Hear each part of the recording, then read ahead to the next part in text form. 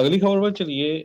ਟੂਪੈਕ ਸ਼ਕੂਰ ਸਰੋਤਿਆਂ ਨੂੰ ਯਾਦ ਹੋਊਗਾ, ਸਿੱਧੂ ਮੂਸੇਵਾਲਾ ਜਿਸ ਨੂੰ ਫੋਲੋ ਕਰਦਾ ਸੀ। ਟੂਪੈਕ ਸ਼ਕੂਰ ਇਹ ਬਹੁਤ ਹੀ ਵਧੀਆ ਰੈਪਰ ਤੇ ਆਰਟਿਸਟ ਸੀਗਾ। ਇਸ ਦਾ ਕਤਲ ਕਰ ਦਿੱਤਾ ਗਿਆ ਸੀ ਅਮਰੀਕਾ 'ਚ ਲਗਭਗ 30 ਸਾਲ ਪਹਿਲਾਂ। ਤੇ ਅੱਜ ਪੁਲਿਸ ਕਹਿ ਰਹੀ ਆ ਵੀ ਇਸ ਦੀ ਜੋ ਡਰਾਈਵ ਬਾਈ ਸ਼ੂਟਿੰਗ ਹੋਈ ਸੀ, ਉਸ ਦੀ ਜੋ ਇਨਵੈਸਟੀਗੇਸ਼ਨ ਆ, ਮਰਡਰ ਇਨਵੈਸਟੀਗੇਸ਼ਨ ਦੁਬਾਰਾ ਕੀ ਫਿਰ ਉਹ ਸ਼ੁਰੂ ਕੀਤੀ ਗਈ ਆ। ਉਹਦੇ ਵਿੱਚ ਸਰਚ ਵਾਰੰਟ ਲਏ ਗਏ ਹੈਗੇ ਆ। ਉਸ ਨੂੰ ਲਾਸ ਵੈਗਸ ਦੇ ਵਿੱਚ ਜਿਹੜਾ ਆ ਗੋਲੀਆਂ ਮਾਰ ਕੇ ਮਾਰ ਦਿੱਤਾ ਗਿਆ ਸੀ। ਸੋ ਦੁਬਾਰਾ ਕੀ ਫਿਰ 30 ਸਾਲਾਂ ਬਾਅਦ ਇਹ ਇਨਵੈਸਟੀਗੇਸ਼ਨ ਸ਼ੁਰੂ ਕੀਤੀ ਆ। ਟੂਪਕ ਸ਼ਕੂਰ ਉਹਦਾ ਨਾਂ ਐਕਚੁਅਲ ਲੀਜ਼ਾਨੀ ਪੈਰਿਸ਼ ਕਰੁਕ ਸੀ ਤੇ ਜੂਨ 16 1971 ਨੂੰ ਜਨਮਿਆ ਸੀ ਤੇ ਸਤੰਬਰ 13 1996 ਨੂੰ ਗੋਲੀਆਂ ਮਾਰ ਕੇ ਮਾਰ ਦਿੱਤਾ ਸੀ। ਉਸ ਟਾਈਮ ਦਾ ਉਹ ਸਭ ਤੋਂ ਜ਼ਿਆਦਾ ਪੋਪੂਲਰ ਸਕਸੈਸਫੁਲ ਰੈਪਰ ਸੀ, ਬਹੁਤ ਹੀ ਜ਼ਿਆਦਾ ਇਨਫਲੂਐਂਸ਼ੀਅਲ ਸੀ।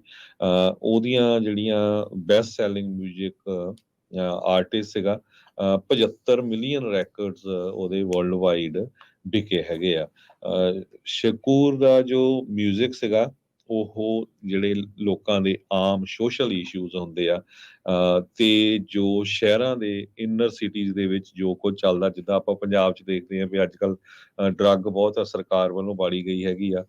ਉੱਦਾਂ ਦੇ ਜਿਹੜੇ ਸੋਸ਼ਲ ਇਸ਼ੂਜ਼ ਆ ਉਹ ਇੱਥੇ ਅਮਰੀਕਾ ਦੇ ਵਿੱਚ ਉਹਨਾਂ ਨੂੰ ਚੱਕਦਾ ਸੀ, ਕਿਉਂਕਿ ਕਾਲੇ ਲੋਕ ਮੂਲ ਦੇ ਜੋ ਲੋਕ ਆ ਉਹਨਾਂ ਨਾਲ ਵੀ ਸਭ ਕੁਝ ਇਹ ਵਾਪਰਿਆ ਹੈਗਾ।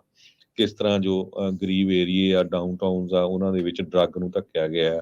ਸੇਮ ਵੇ ਜੋ ਪੰਜਾਬ ਦੇ ਪਿੰਡਾਂ ਦੇ ਵਿੱਚ ਡਰੱਗ ਨੂੰ ਧੱਕਿਆ ਗਿਆ। ਸੋ ਜੋ ਟੂਪਿਕ ਸੀ ਇਹ ਨਿਊਯਾਰਕ ਦੇ ਵਿੱਚ ਬੋਰਨ ਹੋਇਆ ਸੀ। ਦੋਨੋਂ ਹੀ ਉਹਦੇ ਪੇਰੈਂਟਸ ਪੋਲੀਟੀਕਲ ਐਕਟਿਵਿਸਟ ਸੀ ਤੇ ਬਲੈਕ ਪੈਂਥਰ ਪਾਰਟੀ ਦੇ ਮੈਂਬਰ ਸੀਗੇ।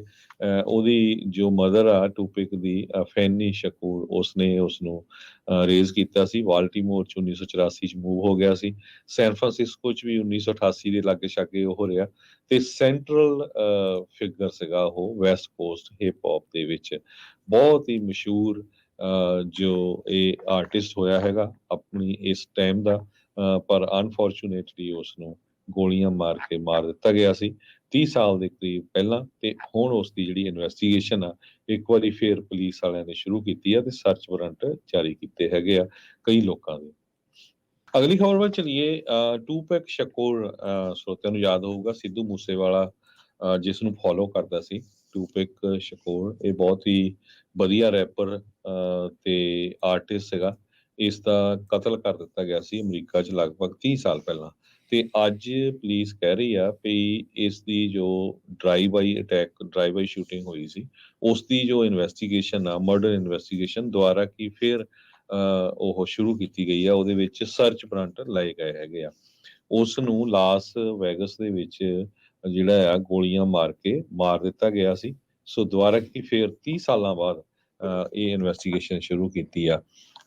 ਟੂਪਕ ਸ਼ਕੂਰ ਜਿਸ ਉਹਦਾ ਨਾਂ ਐਕਚੁਅਲ ਲੀਜ਼ਾਨੀ ਪੈਰਿਸ਼ ਕਰੁਕ ਸੀ ਤੇ ਜੂਨ 16 1971 ਨੂੰ ਜਨਮਿਆ ਸੀ ਤੇ ਸਤੰਬਰ 13 1996 ਨੂੰ ਗੋਲੀਆਂ ਮਾਰ ਕੇ ਮਾਰ ਦਿੱਤਾ ਸੀ।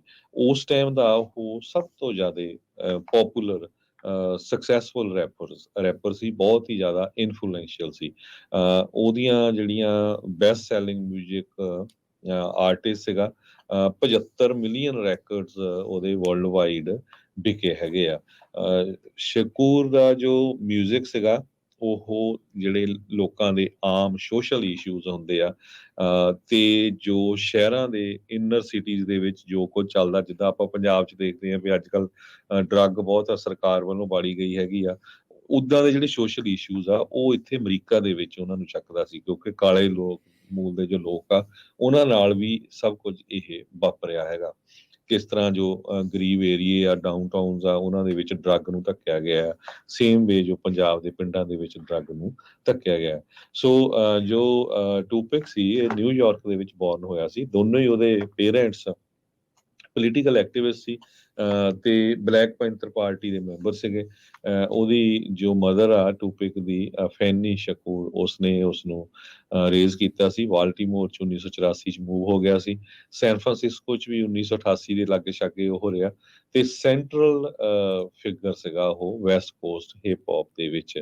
ਬਹੁਤ ਹੀ ਮਸ਼ਹੂਰ ਜੋ ਇਹ ਆਰਟਿਸਟ ਹੋਇਆ ਹੈਗਾ ਆਪਣੀ ਇਸ ਟਾਈਮ ਦਾ, ਪਰ ਅਨਫੋਰਚੂਨੇਟਲੀ ਉਸਨੂੰ ਗੋਲੀਆਂ ਮਾਰ ਕੇ ਮਾਰ ਦਿੱਤਾ ਗਿਆ ਸੀ 30 ਸਾਲ ਦੇ ਕਰੀਬ ਪਹਿਲਾਂ। ਤੇ ਹੁਣ ਉਸ ਦੀ ਜਿਹੜੀ ਇਨਵੈਸਟੀਗੇਸ਼ਨ ਆ ਇੱਕ ਵਾਰੀ ਫੇਰ ਪੁਲਿਸ ਵਾਲਿਆਂ ਨੇ ਸ਼ੁਰੂ ਕੀਤੀ ਆ ਤੇ ਸਰਚ ਵਾਰੰਟ ਜਾਰੀ ਕੀਤੇ ਹੈਗੇ ਆ ਕਈ ਲੋਕਾਂ ਦੇ।